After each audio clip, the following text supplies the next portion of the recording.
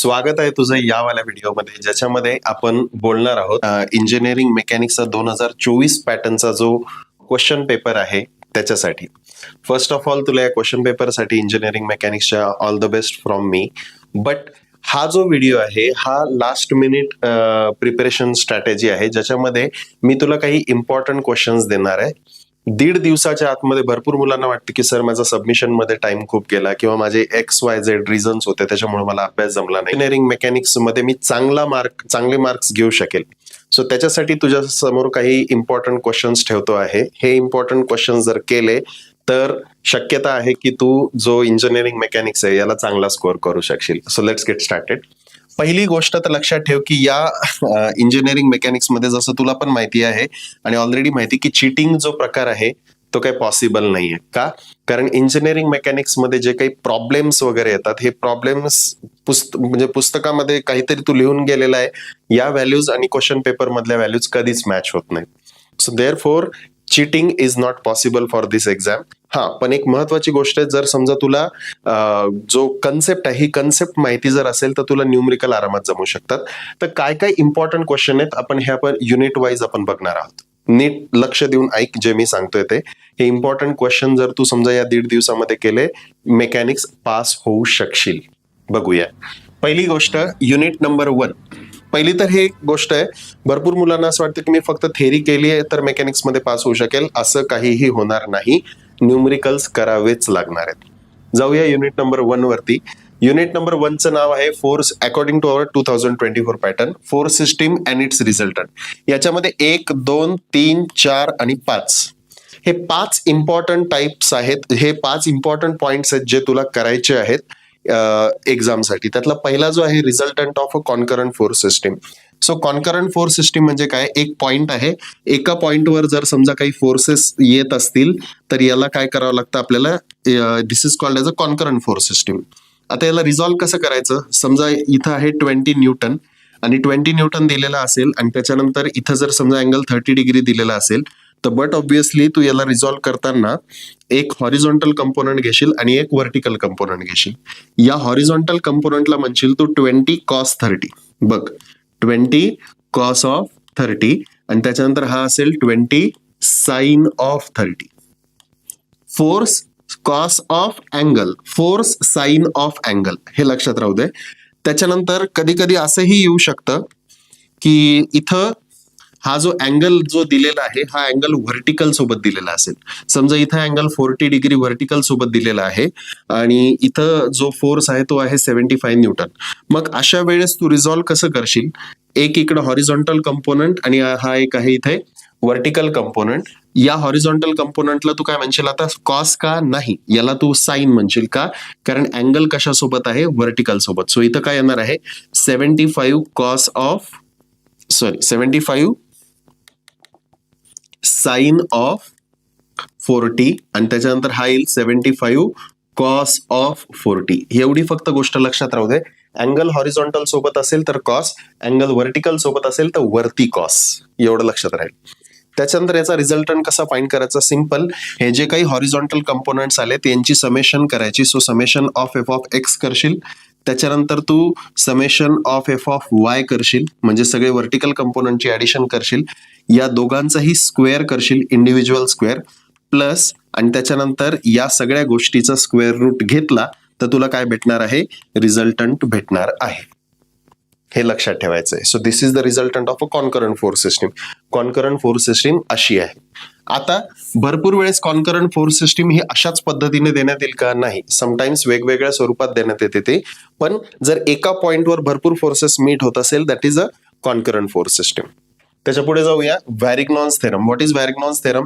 Summation of movement of all the forces about a point, summation of movement of forces about a point is equal to movement of resultant about that point. So हे काय आहे?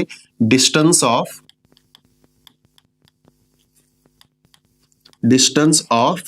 resultant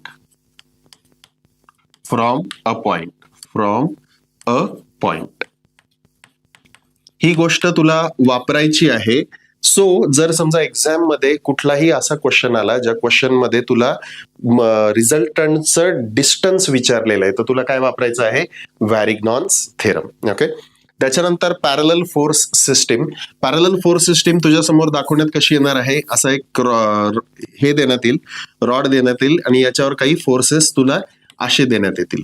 याच्यामध्ये काही नाही, तुला काय करायचं? पहिले summation of F of Y calculate करायचं आहे आणि हे summation of F of Y calculate केल्याच्या नंतर वॅरिग्नॉन्स जो थेरम आहे आपला, हा वॅरिग्नॉन्स थेरम वापरायचा आणि वापरल्याच्या नंतर रिझल्टंट जो आहे, या रिझल्टंटची लोकेशन जी आहे ती लोकेशन फाइंड करायची. बस एवढंच असतं पॅरलल फोर्सेस मध्ये.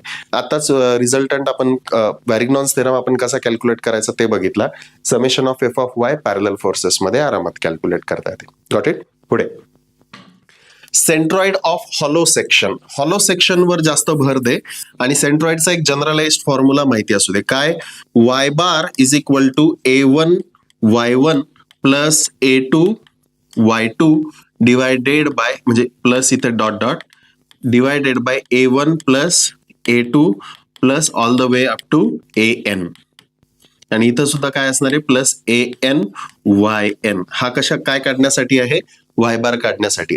समजा जर एखादा असा स्क्वेअर दिलेला असेल, ओके, आणि या स्क्वेअर मधनं हा सर्कल जर मायनस केला, म्हणजे हा जर सर्कल असा काढलेला आहे आणि ते म्हणतायत की हा जो एरिया आहे याचा तुला काय काढायचा आहे? सेंट्रॉइड काढायचा. तू काय करशील? हा पूर्ण रेक्टँगलला एरिया A1 कन्सिडर करशील, या सर्कलला A2 कन्सिडर करशील आणि याचं जर समजा कॅल्क्युलेट करायचं असेल तर याचा वाय बार कसा येईल? A1 Y1. Y1 कशाचा असेल? रेक्टँगलचा. Minus A2 Y2 divided by A1 minus A2. काय करायचं? जर समजा एखादा एरिया जर सबस्ट्रॅक्ट करायला सांगितलेला असेल, या प्लसच्या ठिकाणी काय ठेवून द्यायचंय? मायनस ठेवून द्यायचंय. हे काय काढायचंय? आणि वाय बार. तसंच एक्स बार साठी A1 X1 minus A2 X2 divided by A1 minus A2. एवढं लक्षात राहू दे, हे खूप इम्पॉर्टंट आहे, याच्यावर 100% प्रश्न पडतोच.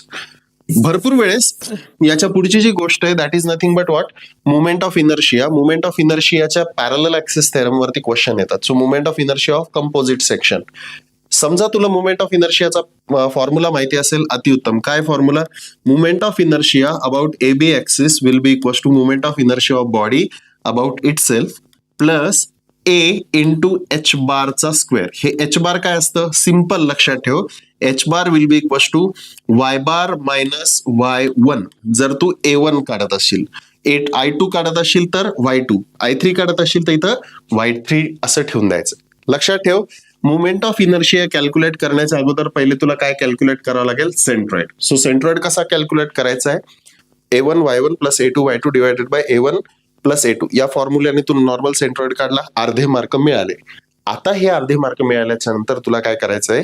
मुवमेंट ऑफ इनर्शिया कॅल्क्युलेट करायचं. इतकं सिंपल आहे. ओके. सो पहिला जो युनिट आहे resultant, Varignon's theorem, parallel forces, centroid of hollow section and movement of inertia. या 5 गोष्टी तुला कंपल्सरी करायच्याच आहेत. त्याच्यानंतर युनिट 2 जो आहे, या युनिट 2 मध्ये Lami's theorem and reactions of beam, एवढ्या 2च गोष्टी करायच्यात. कशा? लामीज थेरम काय आहे? लक्षात राहू दे. समजा एक असा पॉइंट आहे आणि या पॉइंटवर जर 3 फोर्सेस असे ऍक्ट होत असतील, हा एक असा, हा एक दुसरा असा आणि त्याच्यानंतर हा तिसरा असा. समजा हा आहे F1, हा आहे F2 आणि हा आहे F3 आणि इथं अँगल आहे अल्फा, इथं आहे बीटा, इथं आहे गॅमा. सो या गोष्टीला लामीज थेरम कसा लावणार? F1 divided by sine of याच्या exactly opposite gamma will be equal to F2 divided by sine of या दोघांच्या मध्ये, that is beta. F2 divided by sine of beta आणि F3 डिवायडेड बाय या दोघांच्या मधला angle. So F3 divided by sine of alpha. काही नाही, ते असं काहीतरी देतात. याच्यामध्ये F1 दिलेला असतो, गॅमा दिलेला असतो, बीटा दिलेला असतो. तुला काय कॅल्क्युलेट करायचा असतो? F2 कॅल्क्युलेट करायचा असतो. आणि जनरली लामीज थेरमच्या बाबतीत स्पियरचे आणि रोपचे प्रॉब्लेम येतात. सर स्पियरचा प्रॉब्लेम असा कसा दिसेल? सिंपल, ते काय करतील, तुला असा स्पियर देतील आणि स्पियर दिल्याच्या नंतर हा जो स्पियर आहे, हा जो स्पियर आहे, हा स्पियर अशा 2 तिरप्या फळ्यांवरती ठेवलेला आहे असं म्हणतील आणि इथं लामीज थेरम वापरा. कसा वापरशील तू लामीज थेरम? इथं समजा 30 डिग्री दिलेला असेल, काही अँगल दिलेला असेल, इथं 60 डिग्री दिलेला असेल, तर तू काय करशील, पहिले तर याचं जे वजन आहे हे वजन खाली जाताना काढशील, जे काय वजन असेल याचं. त्याच्यानंतर या ठिकाणाहून एक अशी वरती जाणारी रिॲक्शन आणि या ठिकाणाहून इकडे जाणारी रिॲक्शन कॅल्क्युलेट करशील. इथून असं डॉट डॉट डॉट डॉट इथपर्यंत देशील, इथून असं डॉट डॉट देशील. याचा अँगल याच्यासोबत किती असणार आहे, हा जर 60 आहे, हा 90 आहे, तर हा किती असणार आहे 30. लक्षात ठेवायचं, हा अँगल कसा कॅल्क्युलेट करायचा, या अँगलला कॅल्क्युलेट करण्यासाठी 90 मायनस इथला अँगल घ्यायचा. सो इथला किती आहे 60, सो जो काय येईल दॅट इज नथिंग बट 30. हा अँगल कसा कॅल्क्युलेट करशील, सिम्पल, 90 मायनस इथं जो अँगल आहे दॅट इज 30. सो 90 मायनस 30 हा किती असणार आहे 60 डिग्री. सो याचा असा अँगल आला. बस मग याची डायग्राम कशी येऊन जाईल, हा फोर्स इथं लिहायचा, हा फोर्स इथं लिहायचा. कसं दिसेल ते, एक फोर्स खाली, त्याच्यानंतर हा फोर्स इथं लिहिलेला आहे असा, आणि त्याच्यानंतर हा फोर्स या ठिकाणी लिहिलेला आहे असा. याचे अँगल्स वगैरे जे आहेत, आता हा 60 डिग्रीचा अँगल इथे येऊन जाईल, हा 30 डिग्रीचा अँगल इथे येऊन जाईल, आणि त्याच्यानंतर अकॉर्डिंग टू लामीस थेरम तुला हे कॅल्क्युलेट करता येऊ शकेल. लक्षात आलेलं आहे. तो स्पिअरचे प्रॉब्लेम्स येतील, कधी कधी रोपचे सुद्धा प्रॉब्लेम देण्यात येतात, रॉडचे सुद्धा प्रॉब्लेम देण्यात येतात. तुला पहिले FBD कॅल्क्युलेट करणं गरजेचे आहे लामीस थेरमच्या आतमध्ये. त्याच्यानंतर रिॲक्शन्स ऑफ बीम, सिंपल, कुठलाही बीम आला तुझ्या समोर, असा बीम आहे, असे त्याचे सपोर्ट आहेत. सो सपोर्ट कसे दिसतील जनरली तुला, बीमची FBD काढायला सुद्धा मार्क असतात, लक्षात राहू दे. समजा असं काहीतरी दिसलं, हा इथं हिंज सपोर्ट आहे, आणि असं काहीतरी दिसलं, इथं काहीतरी गोल गोल गोल गोल असं दिसलं, तर याची फ्री बॉडी डायग्राम कशी दिसेल, हा बीम आहे, हिंज सपोर्ट असेल तर दोन रिॲक्शन येतील, एक व्हर्टिकल एक horizontal.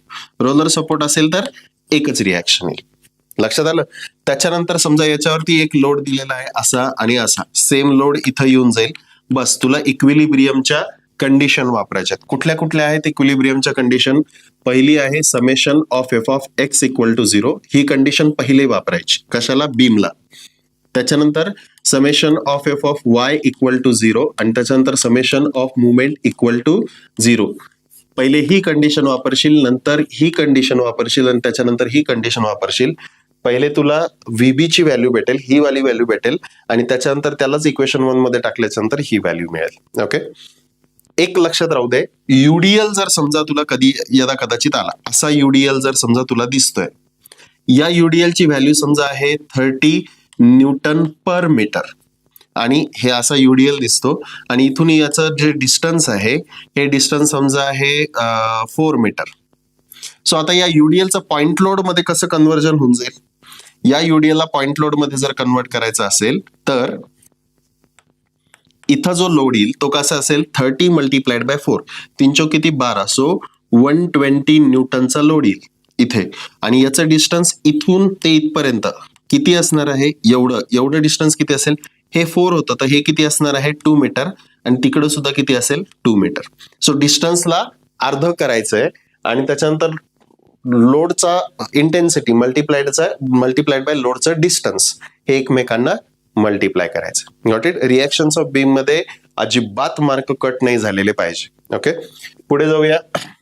Friction and truss. Friction and truss मध्ये थेरी येण्याची शक्यता आहे. सो थेरी काय येऊ शकते, लॉज ऑफ फ्रिक्शन. कुठले कुठले लॉज ऑफ फ्रिक्शन आहेत, कुलम्स लॉज ऑफ फ्रिक्शन आहे, Coulomb's laws of dry friction आहेत, आणि Coulomb's laws of wet friction आहे. त्याच्यामध्ये दोन महत्वाच्या गोष्टी आहेत. Friction does not depend on area, friction does depend on material, हे लक्षात राहू द्यायचंय तुला. ओके, पुढे जाऊया. ब्लॉक फ्रिक्शन आहे. ब्लॉक फ्रिक्शन ऑन इन्क्लाइन प्लेनवर तुला प्रश्न पडू शकतात. कसं असतं block friction on incline plane, हा इन्क्लाइन प्लेन आहे, आणि याच्यावर हा एक असा ब्लॉक ठेवलेला आहे. सो या ब्लॉकचं जे वजन आहे, हे वजन कुठं चाललंय, इकडच्या साईडला. समजा हा अँगल आहे थिटा, तर आता ब्लॉकचं जे वजन आहे, या वजनाचे दोन कंपोनंट पडतील. समजा हे W आहे, सो हा एक कंपोनंट आणि हा दुसरा कंपोनंट. या कंपोनंटला म्हणणार मी W कॉस थिटा, कारण जर थिटा इथं असा असेल तर इथं तो उभ्या सोबत असतो, लक्षात राहू दे. हा W कॉस थिटा असेल, आणि हा असेल W साइन थिटा. त्याच्यानंतर इथं येणार नॉर्मल रिॲक्शन, समजा ही आहे नॉर्मल रिॲक्शन. जर ब्लॉक खाली जात असेल तर माझा फ्रिक्शनल फोर्स असा वरती जाईल, आणि फ्रिक्शनल फोर्सची जी व्हॅल्यू असणार आहे frictional force will be equal to mu S into N जर स्टॅटिक फ्रिक्शनच्या कंडिशन मध्ये असू तर. सो ही ब्लॉकची डायग्राम काढायची आहे. याच्यामध्ये डोकं तिरप करायचं, summation of F of X करायचं. Summation of F of X केल्याच्या नंतर हा एक फोर्स डावीकडे आणि हा एक फोर्स उजवीकडे, फक्त एवढंच बघायचं, बाकी काही नाही. आणि त्याच्यानंतर summation of F of Y केले की नॉर्मल रिॲक्शन भेटते. पहिले तू summation of F of Y कर आणि त्याच्यानंतर summation of F of X कर. आठवणीने हे करायचं आहे ब्लॉक फ्रिक्शन मध्ये ऑन इन्क्लाइन प्लेन. त्यानंतर लॉज ऑफ फ्रिक्शन तर मी बोललेलो आहे. बेल्ट फ्रिक्शन मध्ये आम्हाला एकच फॉर्म्युला लक्षात ठेवायचा आहे. कुठला? T1 by T2 T1 by T2 is equal to e raised to power mu into beta. हा बीटा काय असतो? Lap angle. हा दिलेला असेल तुला, पण नेहमी लक्षात राहू दे, लॅप अँगल जर दिलेला असेल तर लॅप अँगलला रेडियन मध्ये लिहिणं जास्त गरजेचं असतं. तर तू काय करशील, समजा तुला जर 30 डिग्री दिलेलं आहे तर याला प्रत्येक वेळेस पाईड बाय 180 ने मल्टिप्लाय करशील. तर काय होईल? 3 1 3 चौक 12 3 5 15 3 सक 18. So this will be 6. 30 1 30 सख 180. सो याचं व्हॅल्यू काय येईल? Pi by 6. आता ही पाय बाय 6 व्हॅल्यू तुला इथं ठेवून द्यायची या फॉर्म्युल्याच्या आतमध्ये. T1 काय असते? Tight side. T2 काय असते? Slack side. सो कधी तुला ते टाईट साइड कॅल्क्युलेट करायला लावतील, कधी तुला ते स्लॅक साइड कॅल्क्युलेट करायला लावतील. फक्त या सगळ्यामध्ये एकच महत्वाची गोष्ट आहे, बीटा जो आहे तो लॅप अँगल आहे, रेडियन मध्ये घ्यायचा आहे. रेडियन मध्ये घेण्यासाठी जो काही अँगल दिलेला असेल त्याला तुला काय करावं लागणार आहे? पाय बाय 180 ने मल्टिप्लाय करावं लागणार आहे. इतकी सिंपल गोष्ट आहे. पुढे मेथड ऑफ सेक्शन. आता कशाच्या बाबतीत बोलतोय? ट्रस्टच्या बाबतीत. ट्रस्टच्या बाबतीत एक महत्वाची गोष्ट लक्षात राहू दे, 2 मेथड्स आहेत ट्रस्ट मध्ये, मेथड ऑफ जॉईंट्स आणि मेथड ऑफ सेक्शन. जर समजा तुझ्या समोर 2 ऑर मध्ये प्रश्न आले, एका याच्या आतमध्ये मेथड ऑफ जॉईंट्स, दुसऱ्या याच्यामध्ये मेथड ऑफ सेक्शन आहे, प्रयत्न हा करायचा आहे की तू मेथड ऑफ सेक्शन चूज करशील. का? कारण मेथड ऑफ सेक्शन सॉल्व्ह करण्यासाठी कमी वेळ लागतो. काय करायचंय मेथड ऑफ सेक्शन मध्ये? ज्या मेंबरचे फोर्सेस कॅल्क्युलेट करायला लावलेले आहेत, समजा तुझ्या समोर अशी काहीतरी ट्रस्ट दिलेली आहे, अशी काहीतरी ट्रस्ट दिलेली आहे आणि म्हणलेले आहेत की हा मेंबर, हा मेंबर आणि हा मेंबर या तिघांचे काय कॅल्क्युलेट करायचे? फोर्सेस कॅल्क्युलेट करायचे. तर तू कसं करशील?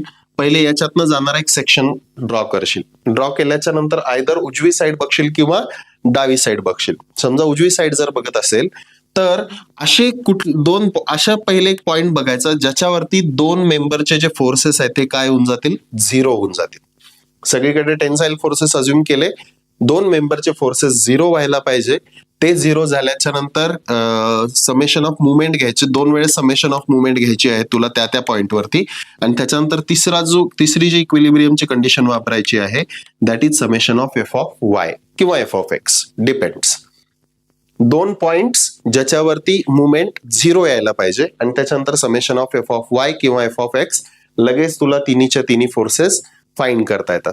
आणि समजा हे नाही जमलं तर मेथड ऑफ जॉईंट्स मध्ये त्या जॉईंट पासून सुरुवात करायची ज्या जॉईंटवर नॉट मोर दॅन 2 अननोन्स, म्हणजे 2 पेक्षा जास्त अननोन नको. ओके, पुढे त्याच्यानंतर आयडेंटिफिकेशन ऑफ 0 फोर्स मेंबर. याच्यावर थेरी प्रश्न येऊ शकतो. 0 फोर्स मेंबर कसा आयडेंटिफाय करायचा? 2 गोष्टी लक्षात राहू दे. समजा हा एक मेंबर आहे, याच्यामध्ये 0 फोर्स, याच्यामध्ये कुठलाही फोर्स नाहीये.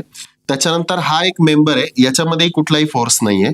सो आता हे जे मेंबर्स आहेत यांना काय म्हणणार मी? 0 फोर्स मेंबर. दुसरी गोष्ट, समजा हे 2 मेंबर्स एकमेकांना मीट होत आहेत. हा एक मेंबर, समजा ए बी हा मेंबर बी सी या मेंबरला असा मीट होत आहे असा, आणि याच्यावरती एक परपेंडिक्युलर असा मेंबर आहे, असा मेंबर, आणि त्याच्यानंतर परपेंडिक्युलर असा मेंबर. या 2 कोलिनियर फोर्सेसच्या समोर, 2 कोलिनियर फोर्सेसला परपेंडिक्युलर जर समजा एखादा मेंबर असेल तर या मेंबरला मी काय म्हणणार आहे? 0 फोर्स मेंबर. याच्यावर थेरी येऊ शकते. सो युनिट नंबर 3 मध्ये block friction, laws of friction, belt friction, method of section आणि आयडेंटिफिकेशन ऑफ 0 फोर्स मेंबर, हे इम्पॉर्टंट पॉइंट्स आहेत. युनिट 2 तर तुला कळाला. त्याच्यानंतर जाऊया युनिट नंबर 4 वरती. कायनेमॅटिक्स थोडा अवघड आहे, मी मान्य करतो, पण याच्यामध्ये इम्पॉर्टंट पॉइंट्स आपल्याला काय आहेत हे केलेच पाहिजे. पहिली गोष्ट आहे युनिफॉर्म ऍक्सलरेशन. याच्यासाठी तुला काय काय माहिती पाहिजे? न्यूटन्स लॉज ऑफ मोशन कुठले? पहिला आहे V equations of motion, V is equal to U plus A T. दुसरा आहे S is equal to ut plus half at square and third जे आहे हे v square minus u square is equal to 2as. हे तीन equations माहिती पाहिजे आणि या तीन इक्वेशन जी काही सिच्युएशन असेल त्या सिच्युएशन प्रमाणे एक प्रॉपर इक्वेशन उचलायचं, लगेच आन्सर येतं. हे कशाच्या बाबतीत बोलतोय आपण? युनिफॉर्म ऍक्सेलरेशनच्या बाबतीमध्ये. हे इम्पॉर्टंट गोष्ट आहे. क्वेश्चन मध्ये लिहिलेलं असतं whether it is a uniform acceleration और whether it is a variable acceleration. Uniform acceleration जर असेल तर व्हॅल्यू दिलेली असेल, व्हेरिएबल ऍक्सेलरेशन असेल तर जनरली इक्वेशन दिलेलं असतं in form of T. Okay. त्याच्यानंतर normal and tangential coordinate system, याच्यावर प्रश्न येऊ शकतात. Normal and tangential coordinate system मध्ये तुला an त्याच्यानंतर at हे याचे फॉर्म्युले माहिती पाहिजे. v square divided by rho at चे फॉर्म्युले माहिती पाहिजे. त्याच्यानंतर टोटल ऍक्सेलरेशन जे आहे त्याचे फॉर्म्युले माहिती पाहिजे. Normal and tangential coordinate system मध्ये velocity in normal direction is 0 and velocity in tangential direction is equal to v. या दोन गोष्टी लक्षातच ठेवायच्या आहेत. Normal acceleration, tangential acceleration, total acceleration काय असेल? Total acceleration will be equal to square root of an square plus at square. So या दोन गोष्टी इम्पॉर्टंट आहेत. कशाच्या बाबतीत? नॉर्मल अँड टँजन्शियल कोऑर्डिनेट सिस्टीमच्या बाबतीत. त्याच्यानंतर last is important projectile motion. Projectile motion मध्ये तीन फॉर्म्युले आहेत. कुठले कुठले? टाइम ऑफ फ्लाइट, त्याच्यानंतर हॉरिझॉन्टल रेंज आणि त्याच्यानंतर time of flight, horizontal range and maximum height reached. हे तीन फॉर्म्युले projectile on a horizontal ground याच्यावर आहेत आणि प्रोजेक्टाईल ऑन इन्क्लाइंड ग्राउंड याच्यावर सुद्धा तीन फॉर्म्युले आहेत. सो तीन इकडचे आणि तीन इकडचे, हे टोटल 6 फॉर्म्युले तुला लक्षात पाहिजे. मी फक्त एक थोडं सांगू इच्छितो. जर प्रोजेक्टाईल अशी वरती जर चाललेली असेल, इन्क्लाइंड याच्यामध्ये प्रोजेक्टाईल मोशन मध्ये इन्क्लाइंड वरती जर चाललेली असेल तर अल्फा जो असतो हा अल्फा प्लेन सोबत असतो, एवढं लक्षात राहू दे. आणि थिटा हा प्लेनचा हॉरिझॉन्टल सोबतचा अँगल असतो. भरपूर वेळेस मुलं चूक काय करतात? थिटा वरती घेतात आणि अल्फा खाली घेतात. नाही, अल्फा हा प्रोजेक्टाईलचा प्लेन सोबत असणारा अँगल, थिटा हा प्लेनचा हॉरिझॉन्टल सोबत असणारा अँगल. लक्षात आली ही गोष्ट? ठीक. प्रोजेक्टाईल मोशन ज्यावेळेस वरती जाते म्हणजे अशी अप द प्लेन जाते त्यावेळेस थिटा तुला कसा घ्यायचा आहे? पॉझिटिव्ह. आणि प्रोजेक्टाईल जर समजा अशी खाली जर येत असेल तर त्यावेळेस तुला थिटा काय घ्यायचा आहे? निगेटिव्ह. बाकी फॉर्म्युले मी काय लिहित बसणार नाही, ऍप मध्ये ते ऑलरेडी आहेत. सो थिटा पॉझिटिव्ह आणि थिटा निगेटिव्ह या दोन गोष्टी इम्पॉर्टंट आहेत, त्या लक्षात राहिल्याच पाहिजे. त्याचे 3 फॉर्म्युले आणि त्याचे 3 फॉर्म्युले हे कशाच्या बाबतीत? प्रोजेक्टाईल मोशनच्या बाबतीत. ऍटलिस्ट एवढं तरी तुला पाठ पाहिजे. And last is unit number 5. याच्यामध्ये work energy principle. Work energy principle काय आहे? Work done from point 1 to 2 should be equals to kinetic energy at final place minus kinetic energy at initial place. हे काय आहे? Work energy principle. Work energy principle मध्ये work done कशा कशाचे calculate करायचे असतात? Work done by gravity, work done by external force and work done by frictional force, या तिघांची ऍडिशन करायची असते. Work done by frictional force is always negative, लक्षात राहू दे. कायनेटिक एनर्जीचा तो फॉर्म्युला माहिती आहे. त्याच्यानंतर इम्पल्स मोमेंटम थेरम काय आहे? Impulse from point 1 to 2 will be equals to final momentum minus initial momentum. आणि इम्पल्स कसा कॅल्क्युलेट करायचा असतो? Impulse is equals to force into time. Work done कसं कॅल्क्युलेट करायचं असतं? Force into displacement. हे दोन महत्वाच्या गोष्टी आहेत, याच्यावरतीच प्रॉब्लेम्स येतात. त्याच्यानंतर पुढची गोष्टी टाइप्स ऑफ इम्पॅक्ट. कुठले कुठले आहेत? Direct impact, oblique impact, eccentric impact. हे लक्षात पाहिजे. टाइप्स ऑफ इम्पॅक्ट थेरी, ही थेरी याच्यावरती येऊ शकते, टाइप्स ऑफ इम्पॅक्ट. आणि सर्वात शेवटचा पॉइंट कन्झर्वेशन ऑफ मोमेंटम. काय conservation of momentum? m1 u1 plus m2 u2 will be equals to m1 v1 plus m2 v2. हे काय आहे? Conservation of momentum. या फॉर्म्युल्यावरती प्रश्न येतात आणि नुसते याच्यावरच येत नाही तर याच्या कॉम्बिनेशन मध्ये याच्यावर विचारण्यात येतात. लक्षात आलेलं आहे? बस. फक्त एवढ्या या टोटल ज्या काही 19 गोष्टी मी तुला आतापर्यंत सांगितल्या, येत्या 1.5 दिवसामध्ये तुला काय करायचं आहे, या 19 गोष्टी जर समजा तू प्रिपेअर केल्या होतात, 1.5 दिवसात आरामात होऊन जातात. जर झाल्या तर तू खूप छान स्कोर करू शकतो. कसं, मी त्याच्यासाठी तुला इथं ही चेकलिस्ट दिलेली आहे. प्लीज व्हिडिओ पॉज कर आणि ही जी चेकलिस्ट आहे, ही चेकलिस्ट एकदा लिहून घे आणि तुला या चेकलिस्ट पद्धतीने काय करायचं, स्वतःचा अभ्यास करायचा आहे. म्हणजे काय, resultant of concurrent force system हे बघायचं, याचे प्रॉब्लेम्स बघायचे, याचे प्रॉब्लेम्स जे काय आहेत त्याचा टाईप बघायचा, एखादे 2 सॉल्व्ह करून बघायचे, त्याच्यानंतर याच्यावर टिक करायची. त्याच्यानंतर पुढचा वॅरिक-नॉन्स थेरम, याच्यावर टिक, नंतर पॅरलल फोर्स सिस्टीम टिक. असे टोटल तू जर शेवटी 19 पर्यंत जर पोहोचला तर 100% मेकॅनिक्सचा पेपर तुला सोपा जातो. फक्त तुला हे सगळे एकदम व्यवस्थित तू केलेलं पाहिजे. याची नुसते बळजबरी टिक नाही करायची, प्रॉब्लेमची प्रॅक्टिस करायची. त्याच्यानंतर एक्झामला जाण्याच्या पूर्वी काही स्वतःला विचारण्याचे जे क्वेश्चन आहेत याची चेकलिस्ट मी इथं दिलेली आहे. प्लीज व्हिडिओ पॉज करून हे प्रश्न वाचून घे. पहिला प्रश्न आहे, can I effectively resolve the force? ते साइन थिटा कॉस थिटा ते जमतंय का ते स्वतःला विचार. दुसरी गोष्ट, am I applying BODMAS rule correctly on the calculator? Calculator मध्ये मी ब्रॅकेट्स वगैरे व्यवस्थित देतोय का, माझ्या म्हणजे कॅल्क्युलेटर मध्ये बटन्स वगैरे दाबण्यात काही मिस्टेक होत आहेत का, हे चेक करणं गरजेचं आहे. आणि शेवटची गोष्ट, can I remember the formulas listed in checklist? काय करायचंय, हे 19 टोटल जे काही गोष्टी मी तुला सांगितलेल्या आहेत, या 19 गोष्टी झाल्याच्या नंतर या सगळ्या 19 गोष्टींचे फॉर्म्युले मला खरंच आठवत आहेत का, डबल चेक कर. खरंच आठवत असतील तर याच्यावरती टिक कर. या टिक झाल्या. आता त्याच्यानंतर ज्या वेळेस तू एक्झाम देतोय त्यावेळेस तुला काय करायचंय, have I reviewed the answer thoroughly? जे काही तू आन्सर लिहिलेलं आहे एक्झाम मध्ये ते एकदा डबल चेक कर की कधी कधी मायनसचा प्लस झालेला आहे का, काही चुकीची व्हॅल्यू टाकलेली आहे का. समजा क्वेश्चन 1 आहे, क्वेश्चन 1 ला तू सॉल्व्ह केलेलं आहे, सॉल्व्ह केल्याच्या नंतर माझा आन्सर खरंच बरोबर आहे का, काही नाही, काही सेकंद लागतात, पण एकदा चेक कर मी खरंच सगळ्या स्टेप्स व्यवस्थित केलेल्या आहेत का, हे चेक. त्याच्यानंतर have I correctly noted the question number? जो काही क्वेश्चन मी सॉल्व्ह केलेला आहे त्याचा क्वेश्चन नंबर मी व्यवस्थित टाकलाय एक्झाम चालू असताना. आणि तिसरी गोष्ट, is my selection of question appropriate? Question paper समोर आल्याच्या नंतर माझे क्वेश्चनचे जे टिकमार्क मी करतो की मला हे सॉल्व्ह करायचे ते खरंच अप्रोप्रिएट आहे का, याला थोडा वेळ देण्याची गरज आहे का, ही गोष्ट एकदा लक्षात घ्यायची आहे. आणि लास्ट प्रश्न स्वतःला विचारायचा आहे, is my answer sheet neatly presented? की समोरच्याला ती वाचता यायला पाहिजे.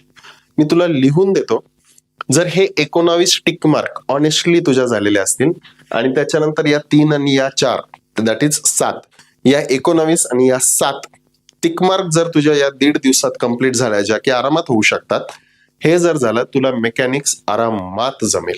ओके, तुझ्या हेल्पसाठी आणखीन एक गोष्ट केलेली आहे, दॅट इज नथिंग बट आपलं जे ऍप आहे, आपलं पर्पल हॅटचं जे ऍप आहे, या ऍपमध्ये फ्री ऑफ कॉस्ट जे जे काही मी हे 19 पॉइंट्स ठेवलेले आहेत, याचे इम्पॉर्टंट क्वेश्चन्स, इम्पॉर्टंट न्यूमरिकल्स मी ठेवलेले आहेत.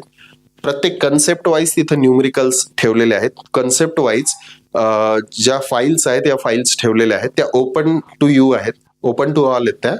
त्याच्यातले पहिले 5 जे प्रश्न आहेत, हे 5 प्रश्न तुला कम्प्लीट करून जायचे.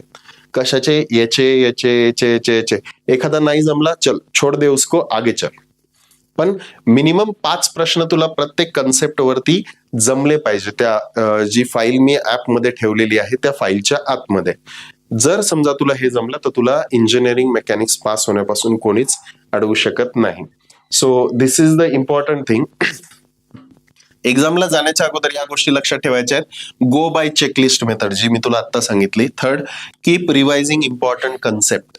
एक्झामच्या अगोदर इम्पॉर्टंट ज्या काही चेकलिस्टच्या कन्सेप्ट आहेत त्या लक्षात ठेवायच्या आहेत. Make a list of questions which you are going to solve 100%. तुला 100% माहिती पाहिजे की त्या 19 पैकी मी किती गोष्टींचे जे क्वेश्चन्स आहेत ते 100% सॉल्व्ह करणार आहे. आणि एक्झामला अपियर होण्याच्या अगोदर तुझ्या डोक्याच्या आतमध्ये एक्झाम झाली पाहिजे. That is think of how you are going to solve the question paper. मी पहिले कुठला क्वेश्चन घेणार, त्याच्यानंतर मी हा घेणार, त्याच्यानंतर मी हा घेणार, त्याच्यानंतर मी हा घेणार. या सगळ्या गोष्टी तुझ्या डोक्यात ऑलरेडी मॅप्ड पाहिजे. ह्या मॅप झाल्या, 2 मिनिटं शांत बसला किंवा बसलेस, आता तुला काय करायचंय, एक्झामला अपियर व्हायचंय. Okay, so wish you all the best. First टाइमच 2024 पॅटर्नचा तू एक्झाम देणार आहेस. सो माझ्याकडनं तुला ऑल द बेस्ट. तुझा पेपर जो आहे तो 100% चांगलाच जाईल. Okay, all the best.